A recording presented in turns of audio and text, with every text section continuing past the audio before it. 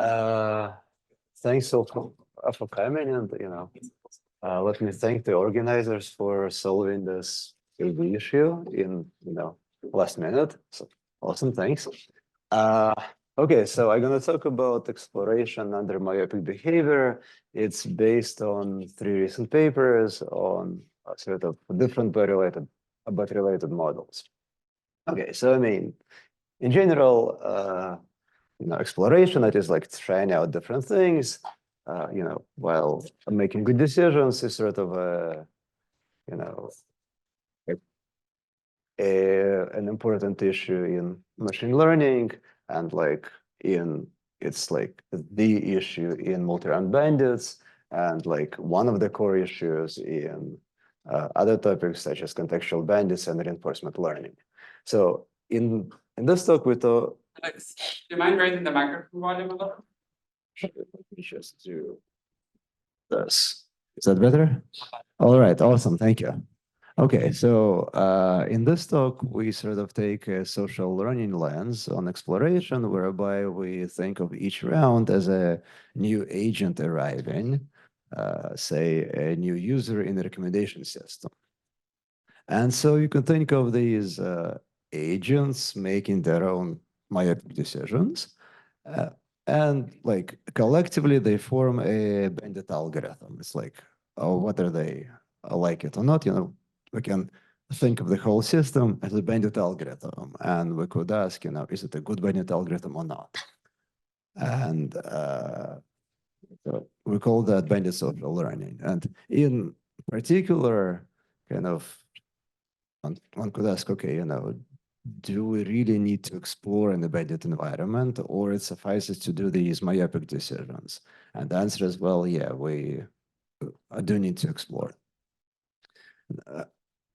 And that's sort of the first thing on our agenda today.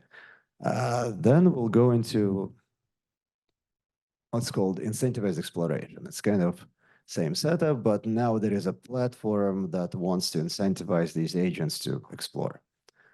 And a third item would be sort of a twist on that theme. It's going to be about incentivized participation in clinical trials. So it's kind of similar, but the learning objective is very different, as I will explain later. And like agents choose whether to participate in the mechanism. In a sort of a grand scheme of things, where does this fall? Well, one could think about intersections of multi-round bandits and like social learning and information design, and like bandit social learning falls sort of in this intersection, and incentivized exploration and incentivized participation also falls into these intersections between these areas. Okay. So let's start on, so to set up a concrete, setting. So let's think of like this basic protocol of multi-round bandits, where we have, K arms and T rounds, and in each round, an algorithm chooses an arm and observes its reward, like observes a reward for this arm and nothing else. And the mean rewards are fixed over time, but not known to the algorithm. And the way we typically evaluate these algorithms is by something called regret, which is the difference between the reward of the total reward of the best arm. Oops, sorry. Sorry for that. Okay, it's the difference between the total reward of the best arm and the reward of the algorithm. And like, to sort of calibrate, what's known from the bandit land is that like optimal regret rates scale as root n, root t, where it is the number of rounds. And for sort of like nice problem instances, one could get logarithmic rate. Okay, so that's sort of the protocol that will live on throughout the talk, but now the rounds are going to correspond to these myopic agents. So each round is a new agent. Okay, so the first sort of item on our plan is this thing, bandit social learning, where it's just like in each round a new agent shows up, observes the full history, and makes a myopic decision. So the story for that is, like I said, kind of users and reviews and recommendation systems. It could be like, any of like numerous recommendation systems. And the story is like, each user wants to choose some products among some alternatives and observes feedback and like reviews and scores whatnot from the previous users, and then chooses some product or the experience, and then like leaves feedback for the future users. So, one reasonable sort of rational behavior in the situation is just like in each round, choose an arm with larger average reward in the history. And it's also called like a greedy bandit algorithm. So, sort of the whole premise of, gazillion bandit papers is that this algorithm should not work. Like people widely believe it shouldn't work. But we sort of revisit this and ask, well, did we really? No, it doesn't work. Well, kind of, but not really. And like, well, let's revisit this. And like, it actually really doesn't work. So let's make this a bit more concrete. So let's say we start with some warm-up data, namely each arm is tried n times for some small n. And well, what was known about the failure of this thing? Well, say in the warm-up data, the good arm always gives you a reward of 0, and the bad arm sometimes, at least once gives you a reward of 1. Well, then like, no matter what happens later, you're doomed. You will never try a good arm. So that's kind of a failure. Sorry, that's kind of a failure. But with which probability does it happen? Well, the probability of that happening is kind of small, it's exponential in n. So, I mean, kind of a failure, but kind of weak, in a very, very weak sense. And in this new paper, sorry, I keep messing this up. So in this new paper, we prove that well, this failure probability is actually quite stronger. It's like 1 over root n. Essentially, for any problem instance, as long as the gap is small enough, and like small enough meaning like such that we cannot just tell apart the good arm and the bad arm given the warm-up data. It's essentially a necessary condition. And that kind of failure implies linear regret. Okay, so we really need to explore. The proof plan for that kind of on a high level is kind of simple. So we look at the one event where the good arm looks bad in some sense in the warm-up data. Another event is that the bad arm looks good both in the warm-up data and forever after. And then we sort of adjust the thresholds in these events so that if both events happen, really arm 1 is never chosen. And then we sort of, estimate the probabilities of these two events using appropriate concentration and then anti-concentration inequalities. And like with some tinkering, it works. But the point is, okay, now we know we really need to explore. Okay. Moreover, so similar failure holds not only under this completely irrational behavior, but under sort of a more relaxed model. So now we allow any behavior consistent with confidence intervals. So what does it mean exactly? Well, for each arm, let's look at the previous data and consider, and let's form this standard confidence interval such that it contains the, mean reward with probability beta. So it's it scales as 1 over root of the number of samples. Now, in each round, let's evaluate each arm to some, let's evaluate this arm to some, index, some number, which is anywhere in this confidence interval. And then we, let's say an arm with a larger index is chosen. So we allow any such behavior. So the index can be completely arbitrary other than it needs to be in the confidence interval. And, you know, it can be like correlated across, like these indices can be correlated across, at times and across arms. Yes, Bobby? Maybe I missed it, but is beta allowed to depend on A Good or question. Here beta needs to be constant, and that's the point. Yeah. So the point is that like, right, jumping a step ahead, beta needs to be a constant for the failure results. Yeah. So okay, and this model allows some form of like many biases studied in the literature, such as like optimism or pessimism. And optimism is like you evaluate each arm as the upper bound of this interval. Pessimism is like you evaluate each arm as the lower bound of this interval.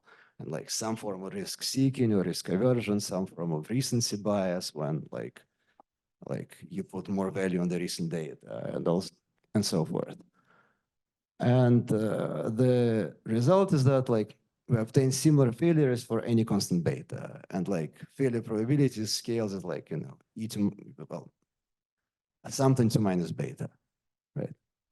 And so, and like in this framing, optimism is actually optimal in terms of beta, and like pessimism is kind of bad. It's like probably at least as bad as greedy.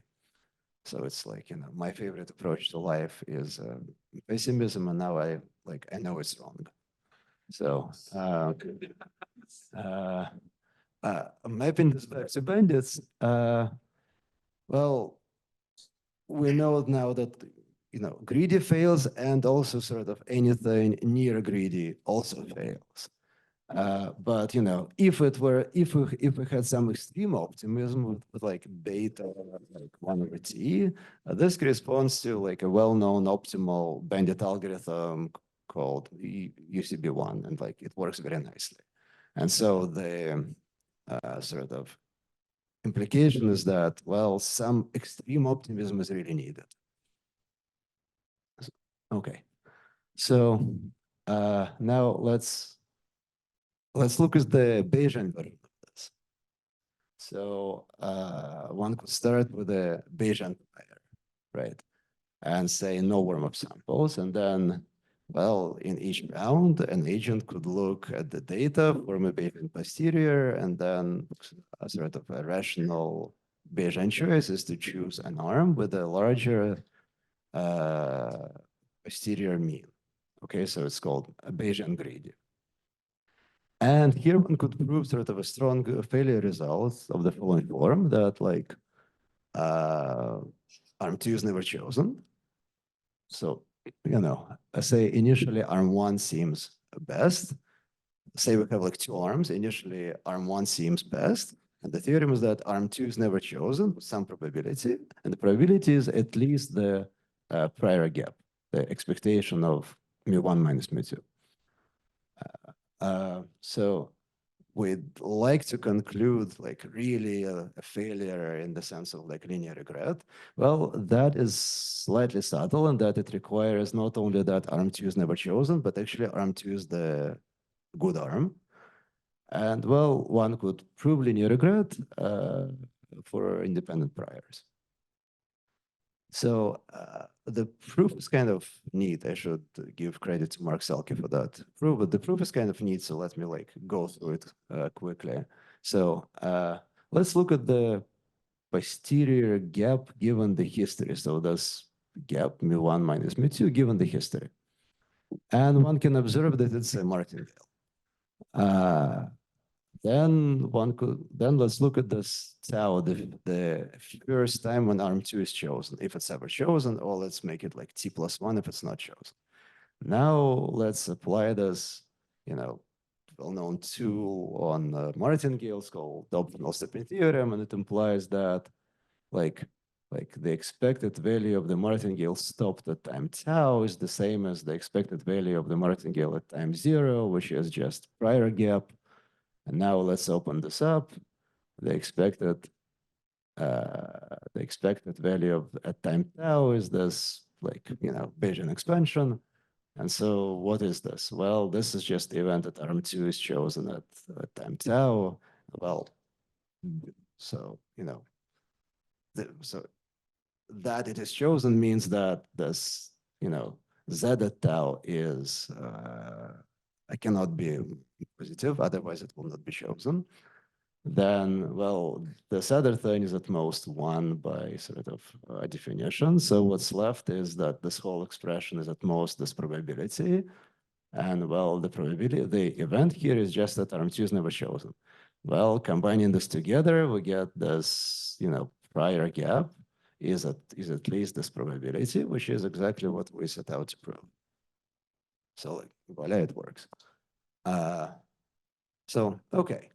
Now, by the way, please ask questions, so forth. Okay, so now let's sort of zoom out a little bit. And, in general, both in like bandit problems and these sort of social learning problems, one could have sort of richer setups where there is some known structure. So say some known structure on the expected payoff vector, which, in the frequentist sense, it's like we know that the payoff function belongs to some class of functions, like linear functions, say. In the Bayesian world, it means there is a correlated prior. And also there may be extra information coming to the algorithm like as like context revealed before the decision or some more feedback after a decision. And so what's known here? Well, the failure results that we have now is like basically k-arm bandits without any structure. Now on this sort of, in some sense, other end of the spectrum, we have like a lot of particular structure, like linear contextual bandits with like, in some sense, diverse contexts. Then we know that greedy succeeds in some sense of success, but kind of, really, really doesn't fail. And well, okay, but the whole world is sort of in between. And what's in between, we don't really know. We have some failure results, but they're kind of partial and weak, and we don't really know what's in between. So it's an open question. Okay, I guess now let me switch gears and go to number 2 on the agenda, incentivized exploration. I guess any questions I should ask? Okay, so it's kind of the same setup. We have these like bandit protocol, like, in each round an agent arrives and so forth. But the difference is that now the platform wants to somehow incentivize agents to explore. That is like, try actions that may seem suboptimal based either on the agent's initial biases or on the information available to the system.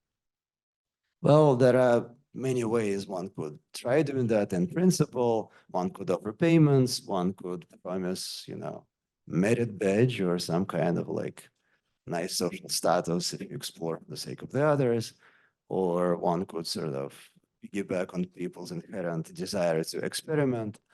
But that's not what we do here. I mean, all of that, has its place, but that's not what we do here. And note that like this stuff is likely to be prone to selection bias, or could be more expensive, could be kind of too expensive, or like not feasible and so forth. So here we try something else. We try to create information asymmetry by not revealing the full history to the agents. So we assume the platform has the power to choose what the agents see and like not show them the full history. And then the platform could try like leveraging information asymmetry to cause exploration. So, okay, let's set this up a bit more concretely. So in each round, a new agent shows up and observe some message chosen by the platform's algorithm. And then, having observed this message, the agent chooses, an arm to maximize an arm that maximizes expected reward given that message and given that algorithm. Oh yeah, and the algorithm is publicly, it's fixed, it's announced. So, oops. One frequent shape the setup takes is that the message consists of a recommended arm. And the requirement on the algorithm is that it needs to be Bayesian incentive compatible in the sense that, this selfishly chosen arm is the same as the recommended arm up to ties. Okay, so the setup has been subject to a whole lot of work, starting from these two papers by Kramerman, Surperi, and Chen Horner. And I guess I will only say a few things about that work and highlight a recent paper that we have in this conference. So, what are the basic results here? I mean, what can one do? I mean, in general, you want, the platform wants to sort of mix in some exploitation to create incentives and throw in some exploration because that's what it wants to do, right? So the sort of most basic approach is what's called hidden exploration. So we hide a little exploration and a whole lot of exploitation. Specifically in each round, we do something, explore or something with some small probability. And otherwise we exploit that is do the greedy steps, try the best arm, choose the best arm based on current data. And so that greedy step creates incentives. And if, this CP, if this exploration probability is small enough, then essentially it works. And this gives you even slightly more. One can sort of plug in any algorithm in these exploration steps, and then we can get any, we can turn this algorithm, we can make this algorithm BIC at the cost of losing, slowing it down by a constant factor. Okay, so that essentially gives you optimal Bayesian regret up to a constant. That depends on the prior. Another thing one could do is a variant of this standard bandit algorithm called successive elimination, where you sort of iterate among arms, and every once in once you see that some arm is cannot be good, you eliminate. And compared to the standard bandit algorithm, the elimination rule needs to be more conservative for the sake of incentives. And this works for independent priors, again, at some cost that depends on the prior. And in fact, one nice thing about it is that you don't really need to know the prior to run this algorithm. All you need is to know some two parameters of the prior, and you only need to know them approximately. And there are further results spread over all these papers I mentioned in the previous slide. And in sort of many directions. One is well, what if you look at the basic, really basic problem? You want to try each arm once, and you want to do that in the smallest possible number of rounds. So one could ask that question. One could ask, okay, what if the machine learning problem is more complicated? It's not k-arm bandits, but it's linear bandits or something. Or what if it's reinforcement learning problem? And also one could ask, well, what if the economics model is a bit more complicated? What if there are heterogeneous agents, or what if notion of rationality or commitment are relaxed? So forth. It's one could ask all these questions. But I wanted to highlight kind of a recent thing, kind of a recent sort of series of papers about posterior, using posterior sampling for incentivized exploration. So posterior sampling is this well-known bandit algorithm where you start with a Bayesian prior over models that cause, over the pair functions essentially. And in each round you form a Bayesian posterior, then you throw an independent sample from that posterior, and then you act optimally with respect to that sample, to the model that you sampled. And it's, this algorithm is known to have optimal Bayesian regret. So the incentivized, yes, sir? It's the same thing as Thompson sampling? Oh, yes. It's the same thing. Exactly. It's also known as Thompson sampling. So what's done here in terms of incentivized exploration? Well, this algorithm is proved to be Bayesian incentive compatible over a series of papers.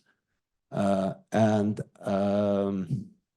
I mean, so it's BIC as long as you initialize it with some number of samples, but that number of samples is determined by the prior, but not by the particular instance. So you kind of know in advance how many samples you need. And in some sense, like it's a constant with respect to your time horizon. So in some sense, a constant number of samples suffices to get it going. Then one could also extend this. So the algorithm has been known to work for more complex problems such as linear bandits and combinatorial semi-bandits. It's not super important to this talk what exactly these problems are, just like, more complicated bandit problems with a large action sets and some known structure that allows you to handle that large action set.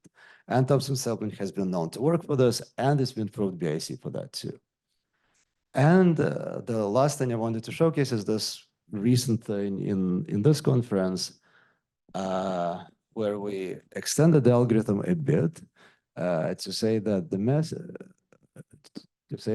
like we don't just recommend an arm that Thompson sampling would choose, but we allow some message which is generated according to some fixed and known mapping from models to messages.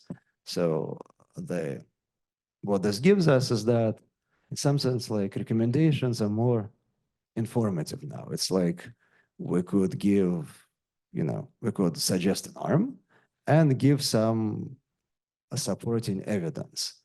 People would like to see more details than just a suggestion, and we could give that. And like the suggestion has some known shape. It's like, well,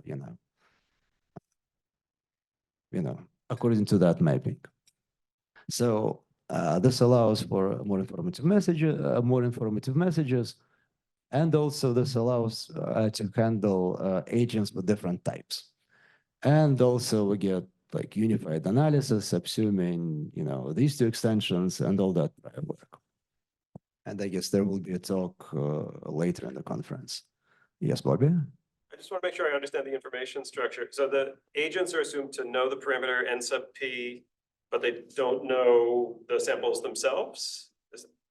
Wait, say it again? Sorry. Oh, I'm asking about the information structure. What do the agents know? It Good. seems like they know the parameter n sub p, but the agents themselves don't get to see the n sub p samples. Right. So, okay. At first, they don't see the full history. All they see is the message chosen by the algorithm. They don't necessarily get to see the chosen model.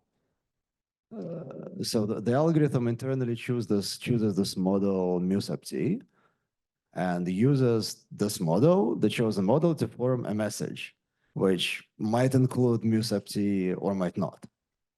Like one case is that it includes the entire model, and it kind of also works. There is a cost for this in this NP, the required number of samples, but like in some sense it works. Or it could be like less information. So there is a trade-off between like how informative you want the messages to be and how much initial data you need. Yeah. So does that answer it? Sorry. The algorithm is assumed to have n sub p samples from each arm. Initially, yes. Do the agents also see those samples? No. Okay. A simple answer to that, no. Sorry, and that's important. Yeah. Okay. Good. I guess let me switch gears again and go to this third thing I wanted to talk about incentivized participation in randomized clinical trials. So in some sense, you could view a clinical trial as a recommendation algorithm, or like bandit style recommendation algorithm, in that, in each round, a patient arrives and, some arm is chosen, some, drug or treatment are chosen for that patient, and then the outcome is observed. And, the most basic design is there are like two alternative treatments, so maybe one treatment and the placebo. and the treatment is chosen independently and uniformly at random. So one could ask, well, how do we incentivize the agents to participate? Well, I mean, like, why would I be incentivized? Like, why would I want to take a lesser known drug? And then it seems to be like one of big obstacles to making these clinical trials, really large and ubiquitous, especially for, widespread diseases and cheap treatments. So like, other obstacles could be like rare disease, expensive treatments, but like, every time I take, I don't know, ibuprofen for a cold, I could be, contributing data to science. And currently I don't. And like, oh, it would be good if I did. Okay, so what do we want? We want some mechanism, so some way to like choose arms, such that the like patients would prefer to participate in that mechanism, and it's called Bayesian individual rationality in econ theory. In terms of like economic assumptions, it's kind of nice in the sense that like, oh, we'd usually like to assume the power to commit to a particular mechanism. And here we really, really have that power because, there are like regulators and you need to like submit your trial design to that regulator and like you really need to follow that design afterwards. And also like in this sort of incentivized exploration framing, it's important that the mechanism really controls which information is getting revealed and there are no information leaks. And like this is very important in clinical trials for some other reasons. So it's like really a thing in clinical trials. It's like really patients do not observe, like even the doctors running the trial do not observe any data from the current trial. So, okay, that's kind of good. So informally, we'd like this BIR bandit algorithm that collects like the kind of data that is suitable for a randomized clinical trial. And you could ask, well, this is kind of similar to incentivized exploration. It's kind of like even weaker property. We only need to incentivize participation. Well, the important difference is that the machine learning objective is different. And like, there is a reason why they want to randomize uniformly in clinical trials. So in some sense, like optimized by uniform exploration, whereas in your usual bandit problem, ideally what you wanted to do is just choose the best arm. But here you kind of want to do the opposite. You want to optimize uniformly. You want to randomize uniformly. So, by the way, how am I doing on time? I don't see. I think you can probably have 8 or 10 minutes. Okay, cool. Okay. Actually, I need less. Good. Okay, so, oops, sorry. Right. So that's a joint paper with NKAI. And okay. Well, let's set this up a bit more formally. So let's think of like, what's the statistical model? Well, like kind of a reasonable version of a statistical model if you kind of do it as a bandit algorithm. So, well, let's think of like adversarial bandits, if you know what it is. So it's like in each round, a new agent arrives and the trial chooses some distribution of arms and draws an arm independently from this distribution and observes some outcome. And what I mean by adversarial is like this whole outcome table of over like arms and times is chosen in advance by the adversary, and we like don't want to know what it is.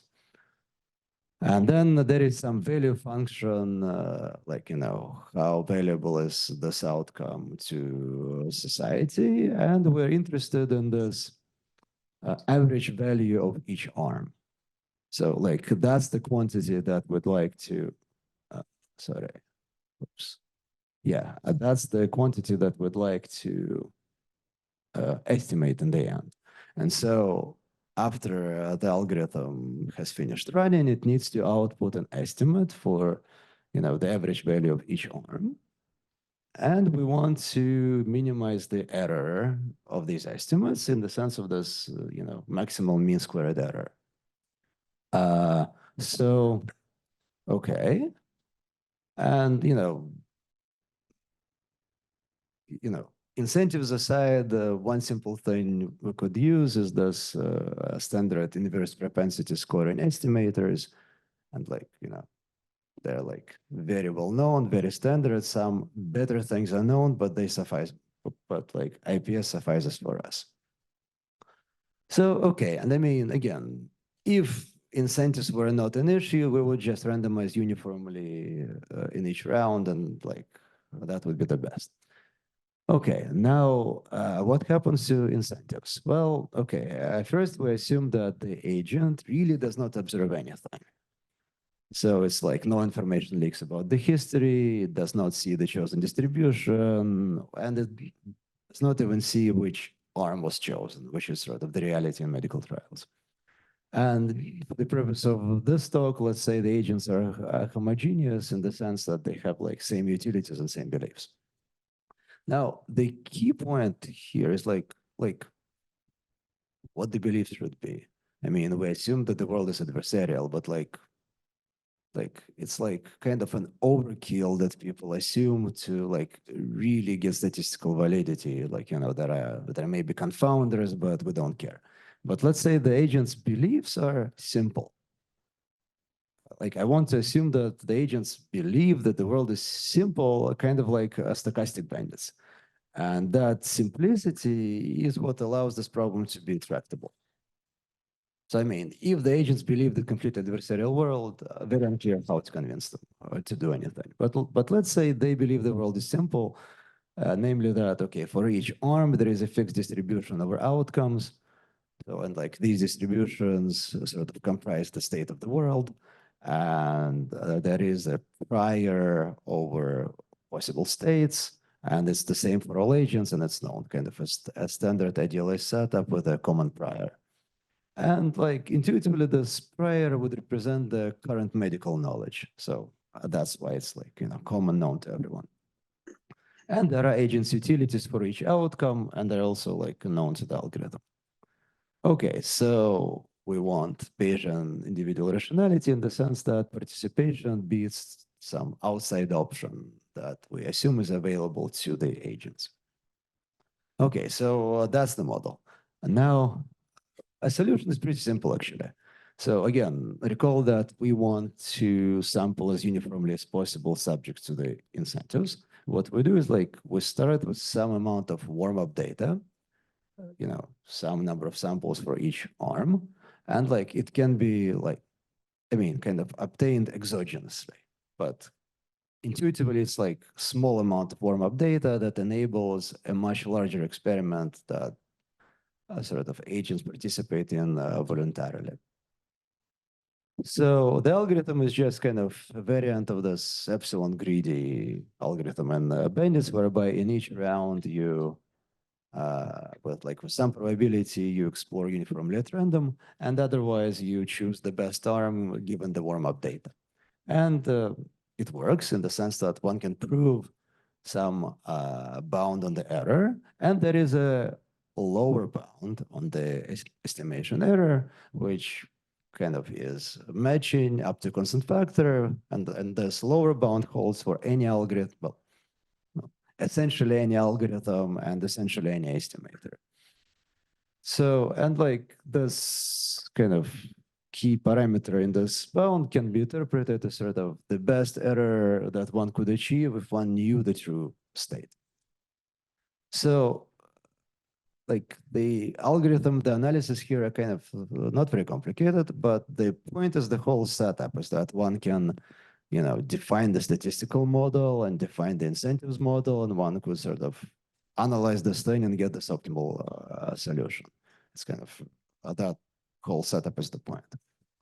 But moreover, one can extend this to heterogeneous agents and, at the cost of a whole lot more technical complexity, both in the algorithm and in the analysis. And again, obtain kind of, matching upper and lower bounds. Okay, I am about, any questions? Yes, I am about to wrap up.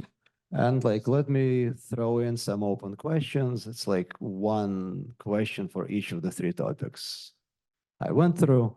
So for this bandit social learning stuff and the greedy algorithm, it's the question that I flagged like earlier that like, you know, for which feedback and payoff structures does greedy learning succeed or when does it fail? It's like, you know, we know it fails for one extreme, it succeeds for some other extreme, but like when does it succeed, when does it fail in between? For incentivized exploration, one would like to consider kind of more relaxed or more realistic economic model. So, you know, not just like, you know, rational model with commitment power, but some relaxations of that. And like, there is some work there, but like more is needed. And for these incentivized participation in clinical trials, I mean, we kind of assume that the patients, you know, understand their own preferences. And I mean, it's like natural idealized assumption. And like when we think about it first, it kind of seems the least of our problems, but actually, you know, patients might not. So like, how should we think about it? How should we elicit whatever they do now? Okay, that's all. Thank you.